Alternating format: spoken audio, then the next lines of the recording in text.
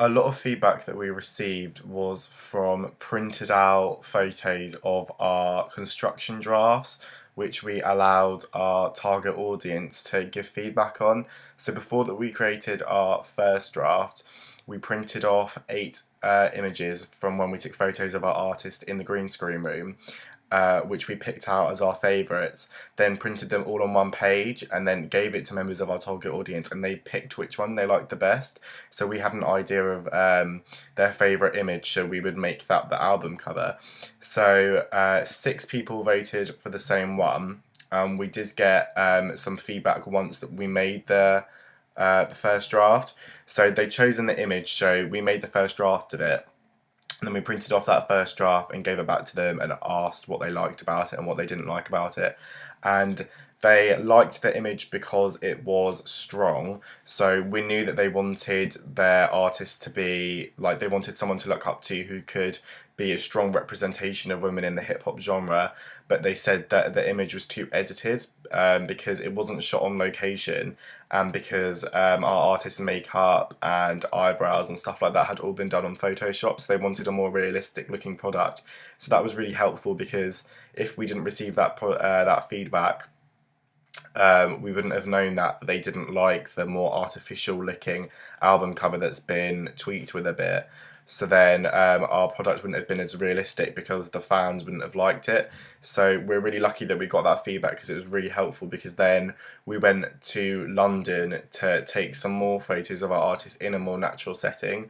So we took those photos, and then we picked our 5 favourite photos, and then 9 people voted for their favourite one.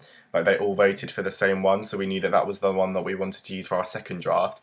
So after making our second draft of the digipack and the back cover, we printed them off again as we did with the first draft, and then gave room for audience feedback. So on the front of the digipack, they said that the image type wasn't very strong because we hadn't used a close-up shot.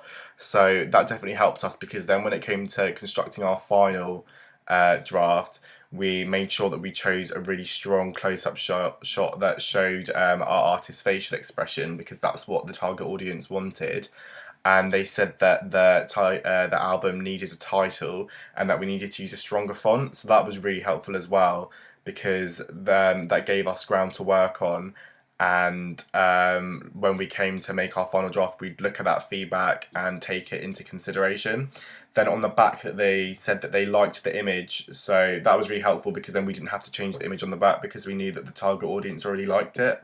And the only real feedback was that we needed to continue the colour scheme from the front of the digipack to the back of the digipack, and that we needed to make the back of the digipack look more professional by adding like a link to our artist's website, like a list of the producers on the album, just to make it look more realistic. So all of the written feedback that we received was really helpful, because when it came to making the final draft of our digipack, we had something to look at, and we knew what our audience liked after going through so many drafts with them. So we knew what they liked, and they repeated the same sort of feedback throughout when we were showing them our drafts, so that we definitely knew like what they wanted from our product, which made our product more realistic and professional looking.